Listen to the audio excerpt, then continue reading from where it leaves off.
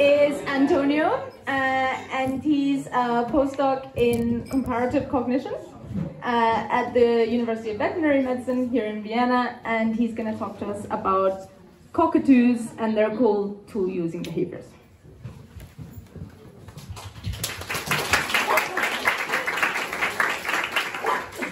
Thank you very much.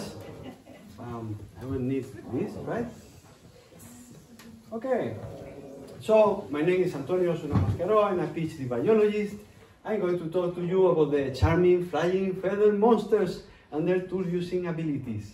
And as Rachel said, thank you very much. I'm a postdoctoral researcher. This is not working. Yeah, I'm a postdoctoral researcher at the Goffin lab, Mascaró Research Institute, VetMed Uni here in Vienna. And as I said, I'm going to talk to you about those feathered monsters, the Goffin's cockatoos. But first, I'm going to try to give you some perspective. Science is a method that we use to get data. But what do we do with the data? We build a model of the world that we use to predict how the world is going to behave, right? So in this talk, I'm going to try to share with you a little bit of my model of the world. This is not going to be an academic talk at all. This is for you to have my perspective for a brief moment of time of how I see the Goffin's cockatoos. But for that, we need to take perspective. Usually, when people come to the lab, I am seeing already the faces, when people come to the lab and they see the Goffin's cockatoos from far away, if they are close, probably they are already dead and the cockatoos are beating them up.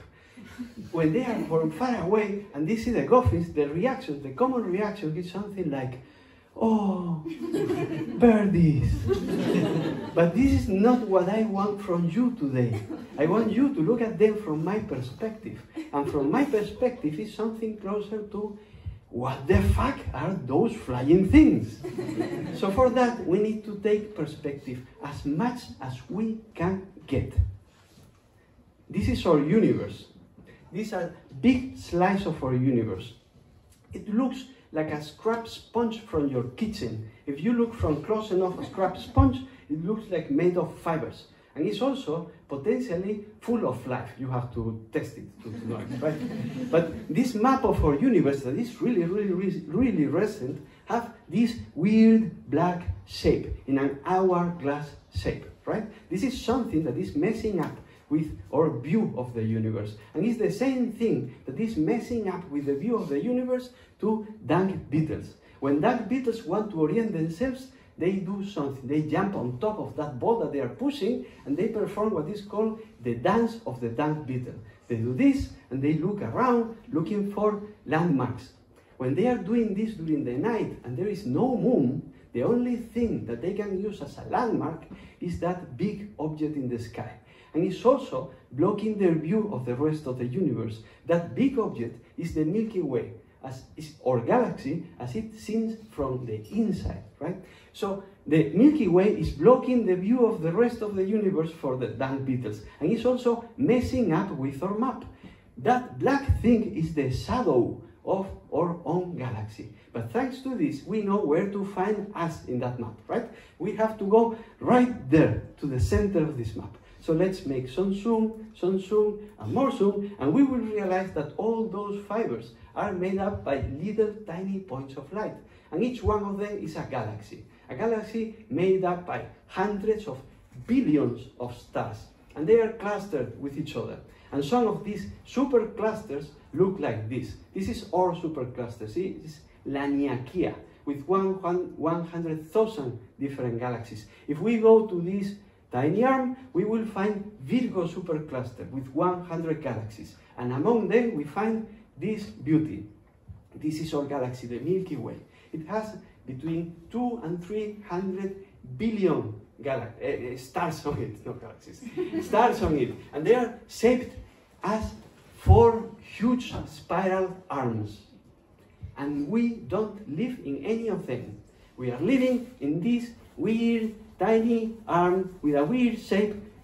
It's not the best or the most fancy place to live in our galaxy, I have to say, but it's a good place. It's a good place because it's in the Goldilocks zone of the galaxy. There is not too much energy, it's not so cold, it has the right amount of metals on it, so it's cool.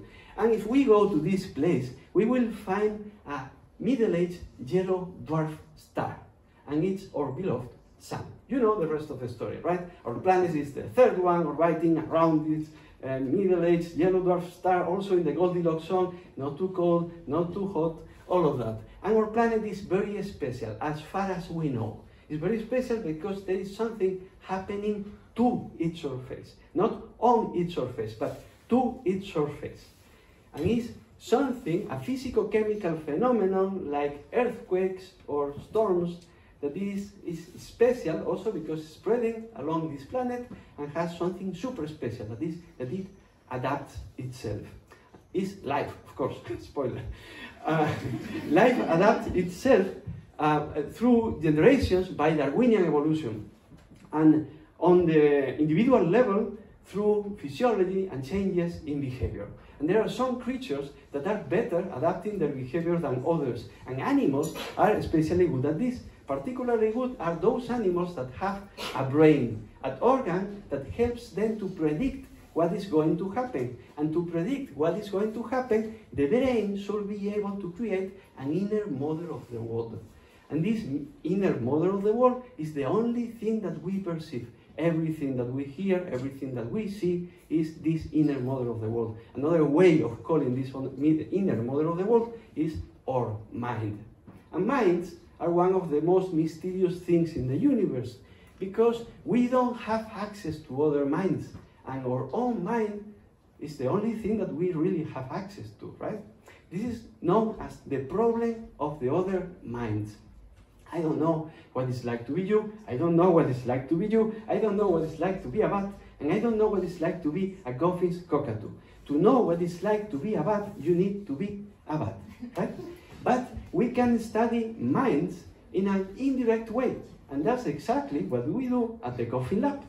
We study minds of humans and other animals, but we mostly focus on the Goffin's cockatoo. So what are Goffin's cockatoos? Goffin's cockatoos are creatures that are native from the Tanimbar archipelago in Indonesia, right in the top of the center of Australia. Goffins are cockatoos. Cockatoos are parrots. Parrots are birds. Birds are dinosaurs. And dinosaurs are reptiles. So Goffin's cockatoos are, in the ultimate way, reptiles, right? I told you already that life in this planet is something really special, something unique. All life in this planet is based on cells, in a way that all our cells are the cells of our parents. And the cells of our parents are the cells of our grandparents. And this is something continuous that we can be tracked for 3.7 billion years. Well, if we want to look for that grandparent that we have in common with Goffin's cockatoos, we will find that it looked like this. It was not even a reptile. It was someone who lived around 320 million years ago. And this is important because every single trait that you share with a Goffin's cockatoo that wasn't already present in our not even a reptile parent is something that has been developed in an independent way in those two branches of the tree of life. If you see a parrot talking, a parrot dancing, or a parrot laughing while playing, that talk, that dance, and that laughter is alien to us. It has an independent origin in evolution. Bird brains are so far away from us that it took science a long time to recognize their cognitive abilities. Birds are reptiles, and for a long time we used to think about their brains as we used to think about the reptile brain, right? So we thought that mostly their brain was dedicated to what are called instinctive behaviors. You know, those behaviors that don't require any learning to be developed.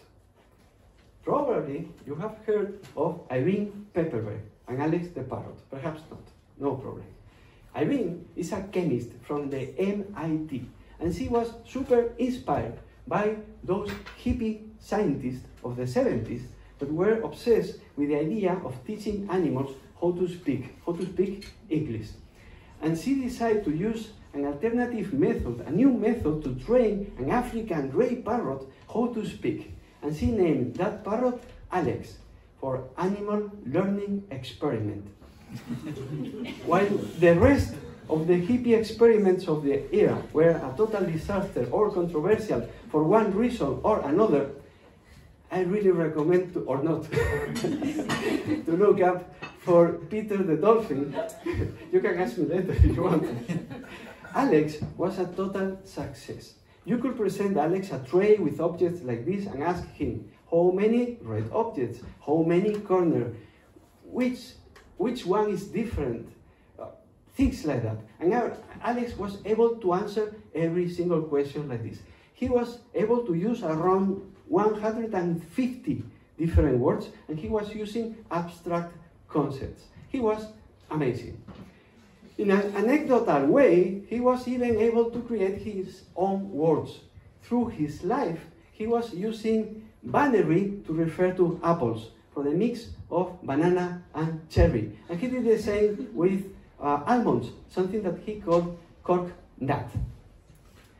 I've told you before that the great problem, the biggest problem in our field is to put ourselves in the shoes, if you prefer, in the legs of other species. This is the problem of other minds, right? Every species is living in a different perceptual and cognitive world. So they have a different mental representation of that world. Well, this is what is called, you know it probably in German, but to me, this is what is called Umwelt. What Irene Pepperberg did with this Alex experiment was to use language as an open window to this inner world of Alex, an open window to his mind. It wasn't until 2005 when science decided to update our view of the bird brain. What was used to be seen before as a reptile brain, mostly dedicated to instinctive behaviors, changed completely. And now we know that their pallium, the equivalent of our cortex, is huge, it's immense. And they even have a region with the capabilities related to our prefrontal cortex. You know, our beloved prefrontal cortex related to really sophisticated behaviors and cognitive processes. It's the nidopallium caudolateral in this backside of their brain. Their neural density is also really interesting or amazing if you want, especially in corvids and parrots. You will find the neural density in these animals 4 times higher than the one that you will find in rodents, and twice the one that you will find in the primate brain, like our brain. Also, the neural distribution is quite interesting. While in our primate brain, most of our neurons are located in the cerebellum, that is usually associated with the coordination of movements, in the bird brain, around 70-something% are located in their pallium, in their cortex. So yeah, bird brains are small, but can be argued that they are more powerful in cognitive terms by unit of volume. And this helps us to explain why the little brain of a raven, for example, is as powerful in cognitive terms as the brain of an ape, like could be a chimpanzee or a gorilla. So what that was surprising before, and people could not believe Irene Pepperberg when she was presenting her results, because neuroscience was totally incapable of explaining what was happening with Alex. Now it's easy to understand. And well, in fact, some of the biggest accomplishments of Alex are not so big after all, after learning more about these brains. So after 31 years of life and training, Alex died in 2007, when we were starting to change completely our view of the bird brain. And that very same year, 2007, was the year when a new strong personality was born. And it's Figaro. Figaro is one of our Goffin's cockatoos. It was one of those Goffin's cockatoos that my boss, Alice Ausberg, took to the lab, to the Goffin lab in 2011 when she opened the lab. And that very same year, Figaro shocked the world when a student was observing Figaro playing with the little people, and he inserted it through the wire mesh of the outside aviary of our laboratory. What Figaro did next was amazing. He flew away, he took a little piece of the very same structure of the building, and he made his own tool with it. And he tried to reach that pivot that was totally unreachable at the other side of the wire mesh. This was the first time that a parrot was documented making and using his own tools. If we see a primate, an ape, a chimpanzee like this, or any other primate using tools, we should expect that our common ancestor was also a tool user, right? Because we are so closely related. But you know already, our grand, not even a reptile mother, she was not a tool user. So this tool using behavior of the Goffin's cockatoo is also alien to us. There was a time when tool using and tool making was one of those things that were, thought to be one of those distinctive characteristics of our species that make us unique. One of those things that perhaps make, they soften the existential crisis of people and help them to sleep better at night when facing the cosmic horror of nihilism. Who knows? Anyway, we know now that tool use is widespread in nature. It's not common, but it's widespread because many different species are using tools. Primates use tools, fishes use tools, cetaceans, elephants, birds, insects use tools. In fact, tool using tells us very little about how smart a species is. What is important is not whether a species is using tools or not, is how they are using tools. And Goffin's cockatoos are amazing using tools. And that's the big question for us. We use tools at the Goffin lab as Irene Pepperberg used language with Alex. We use tools as an open window to the minds of the Goffin's cockatoos. And since that discovery with Figaro, we have learned so many things about their tool-using abilities. We have learned that they are able to learn how to use tools in the same way that we do it, by combining objects and playing. We know that they can learn from each other how to use tools. We know that they are able to make the same tool from different materials. They are able to store a tool for the future if they recognize that they are going to need it. They are able to use the most advanced forms of tool use, like tool sets, like this one. They are not only able to use tool sets, the combination of different tools with different functions, but they recognize the need of tool sets if they recognize a problem in the future that is going to need them. So in this experiment, they were picking up different tools before being challenged with that task, and they were flying with the tool set to solve that task. So while tool use in other species, in some other species, is something very particular that is done in a very particular way with a very specific purpose, Goffin's cockatoos are really flexible when using tools, and they are really playful tool users. An example of this can be Titus. Titus is a young individual in our lab, and this happened a couple of years ago. This was the first time that we saw Titus using tools. He was playing with me at the lab, and he flew away and returned with a stick. And he tried to open my mouth with that stick. Not to get a reward, just for the sake of play and curiosity. And the curiosity reaches an uncanny level. This is me preparing this talk a couple of days ago at the lab. And this is so common in them. You find them observing you from any angle possible. Look for the Goffin cockatoos here. That's their behavior. They behave like little rascals of the forest, little gremlins. If you want, you could think about them like flying monkeys. Perhaps you have seen that TED Talk video from France the Wall. He was showing a video with an experiment about inequity aversion with capuchin monkeys. It was a capuchin monkey who was receiving a piece of cucumber instead of a grape. because her partner was receiving grapes for the same task. But suddenly, instead of receiving a grape, she was receiving cucumber. And she was really mad about that. She took the grapes, she threw it to the researcher, right? And she was shaking the box and all of that. Well, this was done also with our Goffins in a very similar setup. Two cockatoos working in parallel, and the task required the use of a tool to get a token and then exchange it with a human for a reward. And the result was very similar, not exactly the same, but very similar. They don't care as much, like the capuchin monkeys, if the other cockatoo is getting something better, but oh, if the other cockatoo is getting something for free, and they have to work for it, they get really, really mad and they don't want to work anymore. There is an open discussion right now about these kind of experiments based on inequity aversion. There is a possibility of this being the result of being disappointed with the human. Not purely inequity aversion, but disappointment. But it doesn't matter right now, that distinction, because this is already enough for telling us that they are sensitive to the social decisions of others.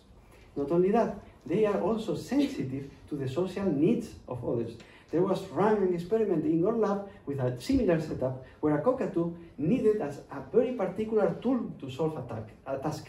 And 3 out of, 8 cockatoos that were tested were able to recognize that need and select that particular tool and share it with the other cockatoo.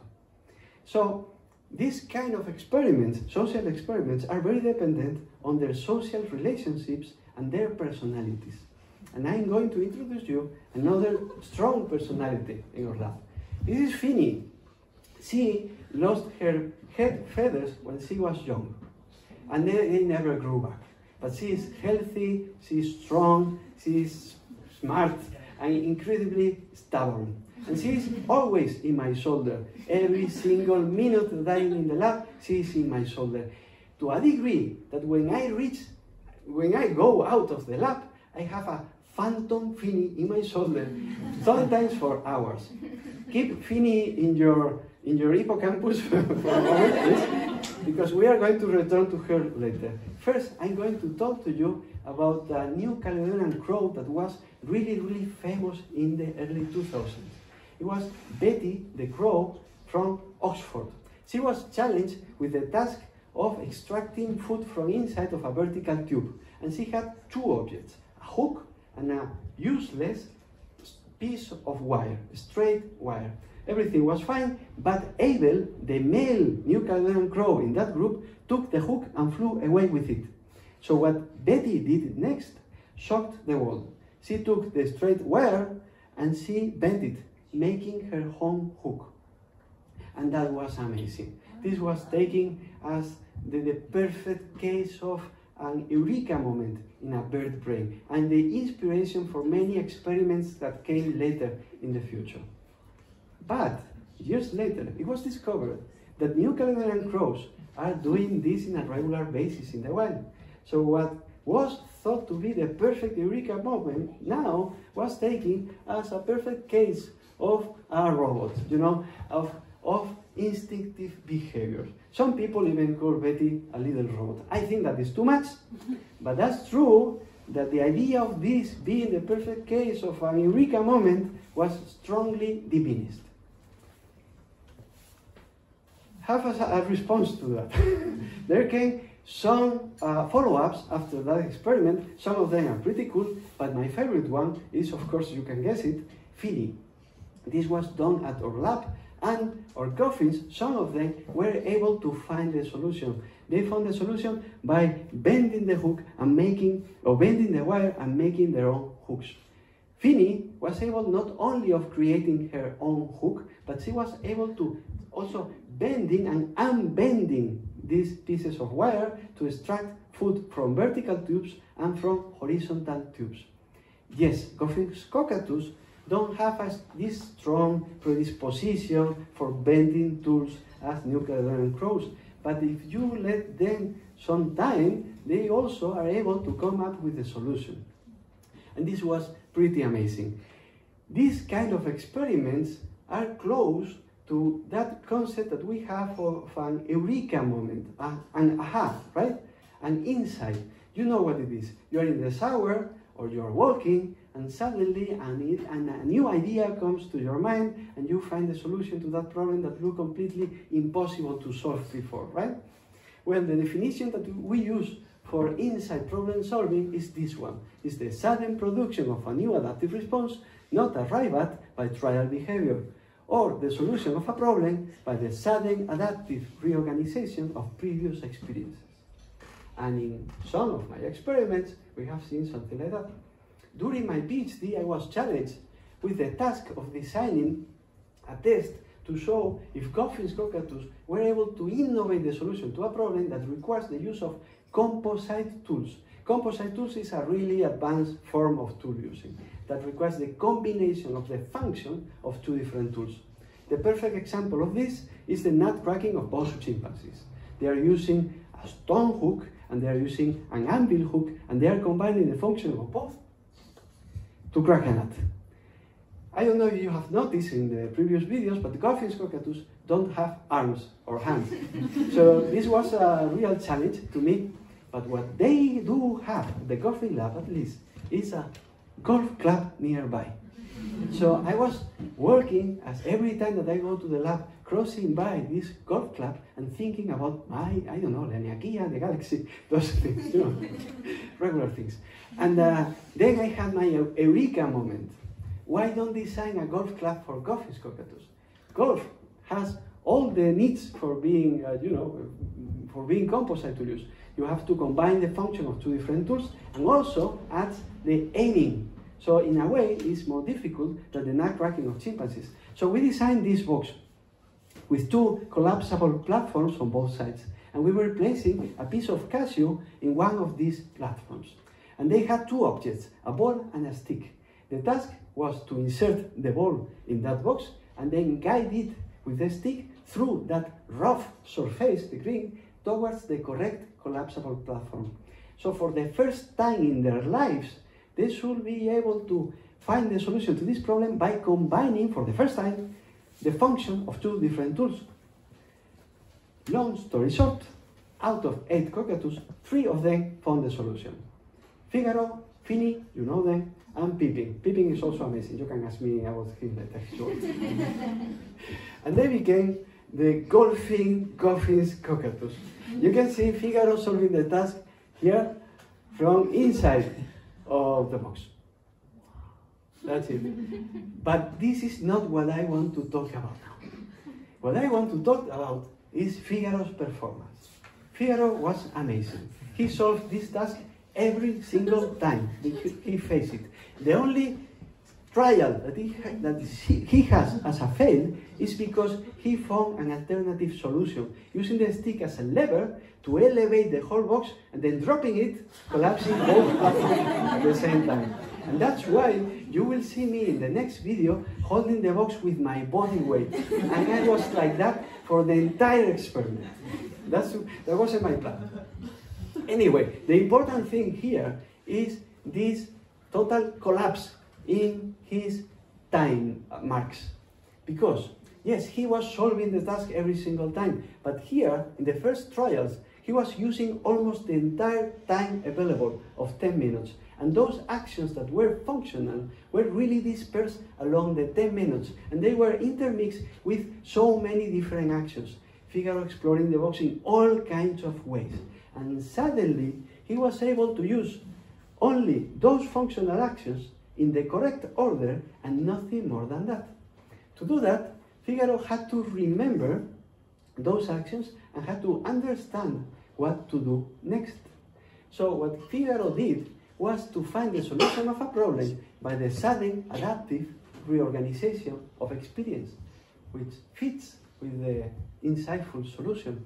The study of eureka moments and insight is always very related, for one reason or another, to the study of consciousness, because it requires the ability to generate a model of the world and manipulate it. To my surprise, after so many years of evolutionary biology, it's still a controversial topic for many people. It's even a taboo in certain areas of science to talk about animal consciousness.